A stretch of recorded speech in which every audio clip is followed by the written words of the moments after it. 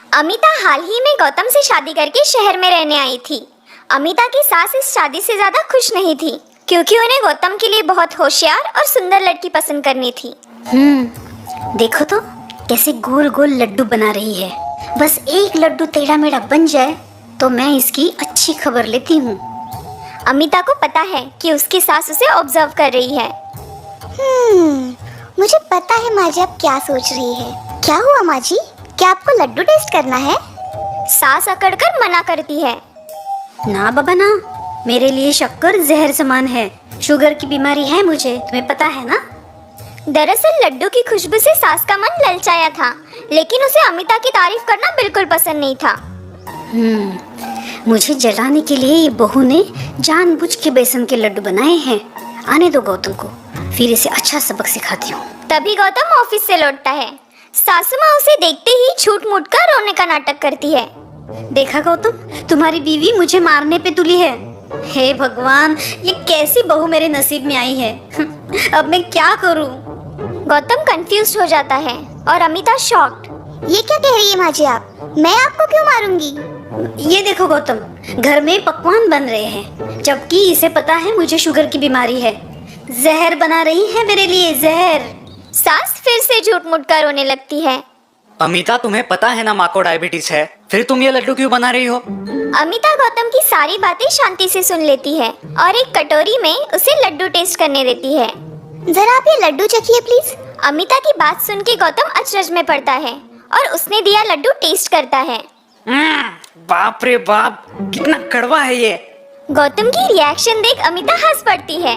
यही तो मैं कहना चाहती थी, ये लड्डू मैंने खास माँ जी के लिए बनाए हैं। अमिता की बात सुन के गौतम और सास कंफ्यूज हो जाते हैं।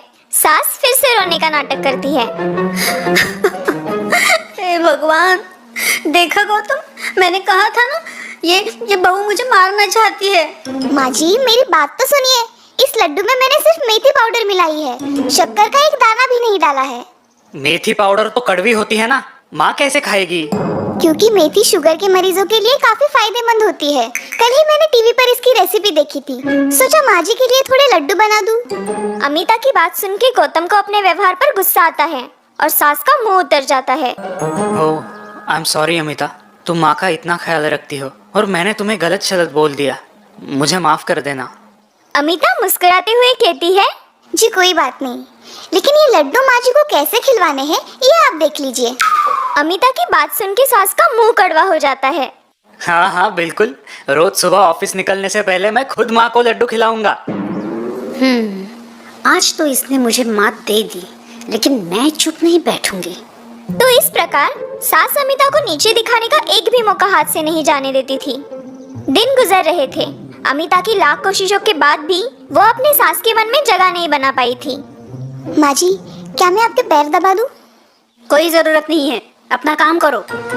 अमिता सास की बात का बिल्कुल बुरा नहीं मानती और मुस्कुराते हुए रसोई में चली जाती है। अमिता के घर में एक स्टोर रूम है। इस रूम का दरवाजा हमेशा बंद रहता है, वहाँ किसी को भी आने जाने की अनुमति नहीं है। अमिता की सास अब अमिता को घर से खदेड़ने का आइडिया सोचने लगती है। तभी उसके दिमाग में एक कल्पना आती है। वो अपना मोबाइल उठाती है और एक कॉल लगाती है। इससे पहले कि ये बहू रानी जी गौतम के दिल में जगह बना ले, मुझे कुछ तो करना होगा। हाँ हेलो छुटकी। अरे हाँ सब ठीक है यहाँ। तुम जल्दी यहाँ आ जाना, बहुत जरूरी काम है। कुछ दिन बाद सास की छोटी बहन उनके यहाँ रहने के लिए आती है। अमिता बड़े प्यार और आदर से उनका स्वागत करती है। प्रणाम मासी जी। खुश रहो बहू। बहू, आज गाजर का हलवा और पूरी बनाना, छुटकी को बेहद पसंद है। जी माँ जी। अमिता रसोई में चली जाती है। वाह दीदी, तुम्हारी बहू तो बड़ी नेक दिल और संस्कारी है। कहा कि नेक दिल, मुझे तो उसे इस घर से और मेरे गौतम की जिंदगी से बाहर खदेड़ना है, इसीलिए तो तुम्हें यहाँ बुलवाया है। क्या? सास अपनी छोटी बहन के कान में कुछ खुसर फुसर करती है। अमिता डाइनिंग टेबल पर बैठ के पालक की सब्जी साफ कर रही है और तभी मासी वहाँ आती है। बहू आज क्या बना रही हो? जी आपका पसंदीदा पालक पनीर। पालक पनीर का नाम सुनते ही मासी खुश हो जाती है। बहू क्या मैं तुम्हें एक सलाह दूं? हाँ मासी बिल्कुल, तुम जल्द से जल्द इस घर से निकल जाओ, इसी में तुम्हारी भलाई है। मासी की अजीब बात सुन के अमिता चकित हो जाती है। आप ऐसा क्यों कह रही है मासी? मासी इधर उधर देखती है और धीरे आवाज में अमिता से कहती है, क्योंकि उस बंद कमरे में तुम्हारी सास की सास का आत्मा है। अमिता को मासी की बात सुन के झटका लगता है। आत्मा? कल रात उनका आत्मा तुम्हारी सास के सपने में आया था और अमिता कुतूहल से मासी को देखती है। और क्या मासी? और उन्होंने तुम्हारी सास को कहा कि अब उन्हें तुम्हारा इस घर में रहना पसंद नहीं। अगर तुमने तुरंत इस घर को और गौतम को नहीं छोड़ा तो वो तुम्हें मौत की घाट उतार देगी। मासी की बात सुन के अमिता सहम जाती है। उसे डरा हुआ देख मासी मन ही मन खुश होती है। लगता है मेरा काम बन गया। सास और मासी हॉल में बैठ के धीरे आवाज में गप्पे हाँक रही है। दोनों बड़ी खुश है। वाह छोटी वाह, क्या कमाल की एक्टिंग की है तूने। मेरी सास की आत्मा की कहानी सुन के बहू का चेहरा खरगोश जैसा हुआ था। हाँ, मुझे नहीं लगता वो यहाँ एक दिन भी रहेगी। तभी गौतम ऑफिस से लौटता है। उसके हाथ में बनारस और केदारनाथ जाने वाली ट्रेन की टिकट्स है। अमिता, अमिता, कहाँ हो भाई? क्या हुआ गौतम, इतने खुश क्यों हो? तभी अमिता वहाँ मूंग का हलवा लेके आती है। अरे आप आ गए, टिकट्स मिली? सास और मासी एक दूसरे को देखते हैं। टिकट? बहू, तुम कहीं जा रही हो? नहीं माँ, हम दोनों नहीं, आप और मासी चारधाम यात्रा जा रही हो, वो भी 3 महीनों के लिए। गौतम की बात सुन के सास और मासी को जोर का झटका लगता है। बहू, क्या तुम मेरी बताई बात भूल गई? नहीं मासी, तो ये हम दोनों को चारधाम यात्रा भेजने की कल्पना किसकी है? आपकी लाडली बहू अमिता की।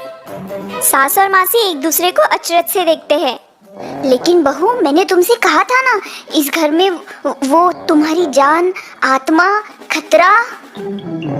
गौतम की मौजूदगी के कारण मासी साफ साफ बोलने से हिचकिचाती है। क्या खतरा? किसको खतरा? क्या बोल रही है आप? अरे कुछ नहीं, आप टेंशन मत लीजिए, सब ठीक है। आप फ्रेश होके आइए, मैं चाय नाश्ता लाती हूँ। गौतम अपने कमरे की तरफ चला जाता है। बहू, क्या तुम्हें अपनी जान की परवाह नहीं है? हम यात्रा पे जाएंगे तो उल्टा तुम्हारी जान का ही खतरा बढ़ेगा। अमिता मुस्कुराती है। नहीं मासी, आप मेरी चिंता मत कीजिए, मैं अभी परदादी सासू माँ को मिल के आई हूँ। अमिता की बात सुन के सास और मासी को पसीने छूटते हैं। क्या? 2 दिन पहले वो मेरे भी सपने में आई थी और मूंग के हलवे की मांग की थी। क्या? 2 दिन पहले? जी माँ जी। सास और मासी एक दूसरे को आशंका से देखते हैं। जी माँ जी, और आज शाम जब मैं उन्हें हलवा देने गई थी तो उन्होंने आप दोनों को चारधाम यात्रा भेजने की इच्छा जाहिर की। लेकिन फिर तुम्हारी सास को उन्होंने तुम्हें मौत के घाट उतारने की बात क्यों बताई? वो शायद मैंने मूंग का हलवा देने में उन्हें देर कर दी ना, इसीलिए कहा होगा। लेकिन आज हलवा देख के बड़ी खुश हो गई। सास और मासी समझ जाते हैं कि उनकी तरकीब उन्हीं पे पलटी है। रात को सास और मासी यात्रा की तैयारी में जुट जाते हैं। दीदी, तुम्हारी बहू बहुत चालाक है। तुम खामखा उसे अनपढ़ गंवार समझती हो। चेहरे की सुंदरता से दिमाग की अहमियत ज्यादा है, ये बात अब तुम स्वीकार कर ही लो। मासी की बात सुन के सास का चेहरा देखने लायक होता है।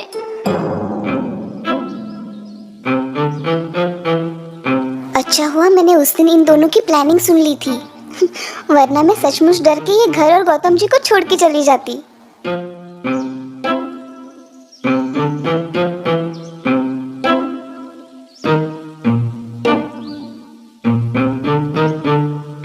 माँ जी, आपकी दवाइयाँ। अब 3 महीने यहाँ की बिल्कुल चिंता मत कीजिए, मैं सब संभाल लूंगी।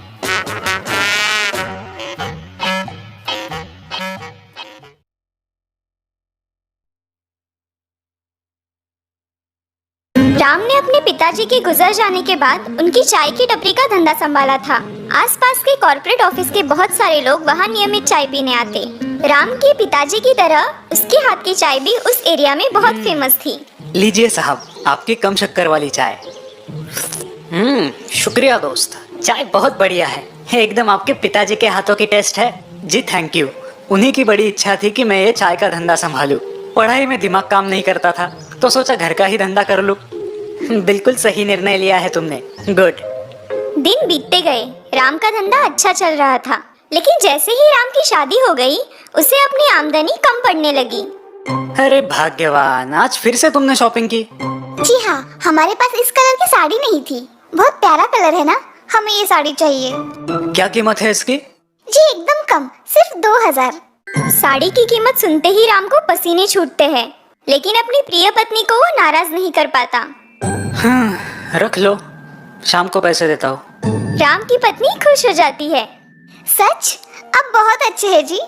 मुझे आपको कुछ बताना है, आप बाबा बनने वाले हैं। ये खुशखबर सुनकर राम फूले नहीं समाता। ओ सच? मैं बाबा बनने वाला हूँ। राम अपनी आमदनी को लेकर ज्यादा गंभीर हो जाता है। इस चाय के धंधे से अब गुजारा नहीं होगा। महंगाई इतनी बढ़ रही है और अब खर्चे भी बढ़ेंगे। एक दिन चाय की टपरी पे राम कुछ सोच में डूबा था। तभी चाय पत्ती बेचने वाला सेल्समैन प्रवीण वहाँ आता है, जो अब राम का अच्छा दोस्त भी है। क्या हुआ राम, इतना टेंशन में क्यों दिख रहे हो? कुछ नहीं यार, सोच रहा था इस महंगाई में कैसे घर गृहस्थी चलाए। चाय का रेट बढ़ाओ तो कस्टमर टूट जाएंगे, और दूसरी तरफ शक्कर, दूध और चाय पत्ती के दाम दुगने हो रहे हैं। प्रवीण राम की समस्या समझ जाता है और उसे एक सुझाव देता है। तुम एक काम करो, क्या वही चाय पत्ती 2 बार इस्तेमाल करो। प्रवीण की बात सुन के राम चौंक जाता है। नहीं नहीं यार, ये तो गलत है। किसी को पता चला तो मेरे बाबूजी का नाम खराब हो जाएगा। ये कलयुग है राम, यहाँ पैसा ही सब कुछ है, और उसे कमाने के लिए ऐसे पैंतरे आजमाने पड़ते हैं। दूसरे दिन राम ने प्रवीण की सलाह के अनुसार चाय को छानने के बाद छलनी में बची हुई चाय पत्ती को धूप में सुखा लिया और उस पर ब्राउन कलर का पोस्टर कलर छिड़क दिया। सूखने के बाद उस कलर वाली चाय पत्ती को फिर से चाय बनाने के लिए इस्तेमाल किया। अरे वाह, प्रवीण की तरकीब तो एक नंबर है। पैसे भी बच रहे हैं और किसी को पता भी नहीं चल रहा। कस्टमर रोज की तरह आ रहे थे, लेकिन किसी को राम पे शक नहीं हुआ। बढ़ती हुई आमदनी देख राम की पत्नी बहुत खुश थी। लगता है आजकल आपका धंधा खूब चल रहा है। हाँ हाँ, भगवान की कृपा है। अच्छा है, अब हम हमारे बच्चे को इंग्लिश मीडियम में पढ़ाएंगे, उसे बड़ा अफसर बनाएंगे। राम इस्तेमाल की हुई चाय पत्ती सुखा के उस पे कलर चढ़ाने का काम बखूबी कर रहा था। और एक दिन साहब, यही है वो आदमी जो हर दूसरे दिन मेरे दुकान से ब्राउन कलर लेके जाता है। क्यों भाई, क्या मांजरा है? क्या करते हो इतने कलर का? पुलिस को देख राम के पसीने छूट जाते हैं। पुलिस राम के ठेले की तलाशी लेती है और उन्हें वहाँ सूखी चाय पत्ती और ब्राउन कलर की बॉटल्स मिलती है। अच्छा, तो तुम यूज्ड की हुई चाय पत्ती को कलर देके फिर से इस्तेमाल करते हो। मुझे माफ कर दीजिए साहब, ज्यादा पैसे कमाने की लालच ने मुझे अंधा कर दिया था। लेकिन तुम्हारी इस गलती की सजा कितने सारे मासूम लोगों को मिलती है ये तुम्हें नहीं पता। चलो जेल की हवा खाओ। इस प्रकार लालच की वजह से राम ने अपने और अपने साथ साथ अपने पिताजी की प्रतिष्ठा भी मिट्टी में मिला दी।